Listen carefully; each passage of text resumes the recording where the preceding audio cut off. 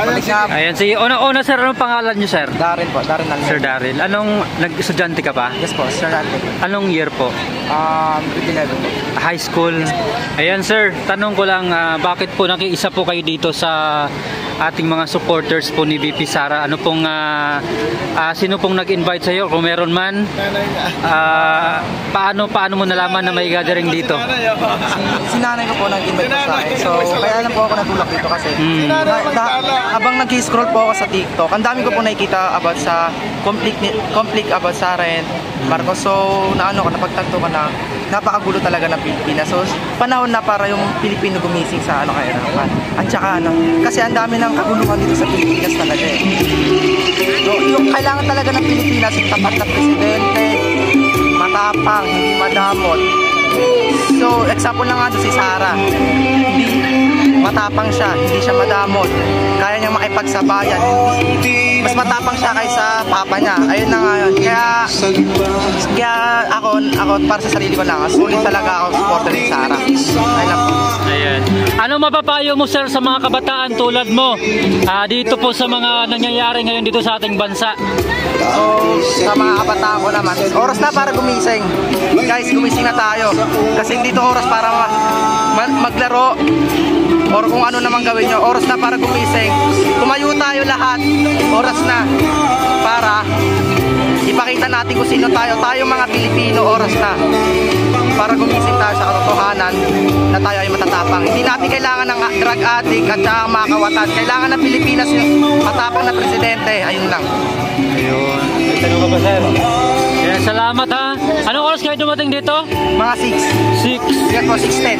Tatanong ako ano sasabihin ko sa mga kabataan na encouraging na mensahe na para mahikayat sila para sa gobyerno?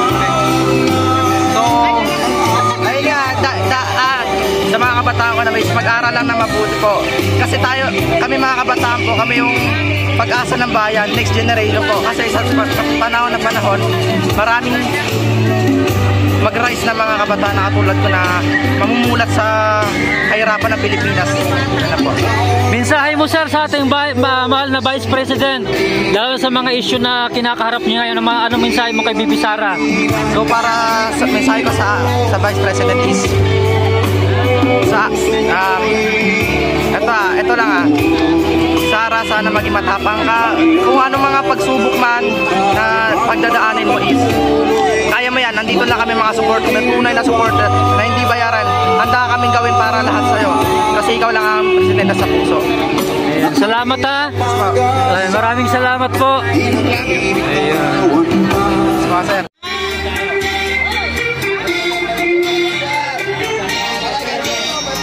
Isang simpleng tao ating napatunayan pakumbaba sa madla at maging sa kaibigan. Siya ay idolo ng marami matanda at kabataan. Idolo ng inyong lingkod at tunay kong hinahangaan kung paano tumalinga sa kapos ng mahihirap. Uri ng taong ating hinahanap sa hinaharap. At ngayon nakita ko na ang tunay na agila sa buong Pilipinas. Inday Sara, here she comes. Duterte!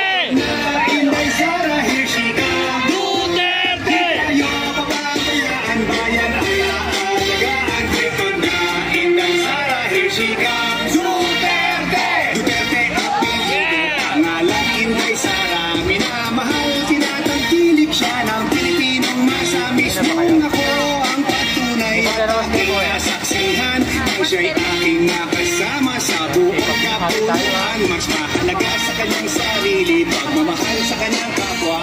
Puso niya sumiservisyo sa kapo sa mga dukha. Ang mapabuti ang buong bansa'y kanyang hinahangad. At ang tiwala ng sambayanan ay may lagay sa kanyang palad. Ito na, Inday Sara, here she comes. Duterte! Na, Inday Sara, here she comes. Duterte! Tayo papabayaan, bayan ay aalagaan. Ito na, Inday Sara, here she comes. Duterte! Na, Inday Sara, here she comes. Duterte! Na, Inday Sara, here she comes. Duterte! Tayo papabayaan, bayan ay aalagaan.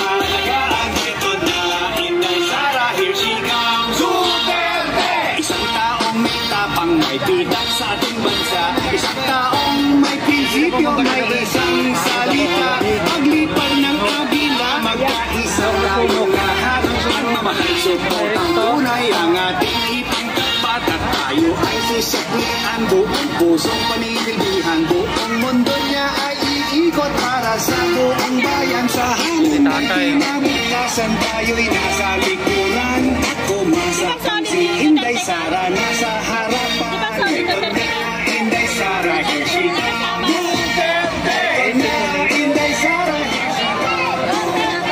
Tayo pababayaan, bayan ay aalagaan. Likod na Inday Sara, here she comes. Duterte na Inday Sara, here she comes. Duterte na Inday Sara, here she comes. Duterte, tayo pababayaan, bayan ay aalagaan. Likod na Inday Sara, here she comes. Duterte na Inday Sara, here she comes. Duterte na Inday Sara, here she comes. Duterte, tayo pababayaan, bayan ay aalagaan. Likod na Inday Sara, here she comes. Duterte.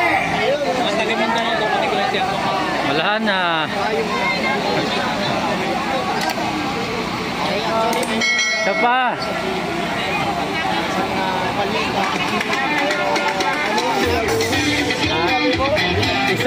Isa pa.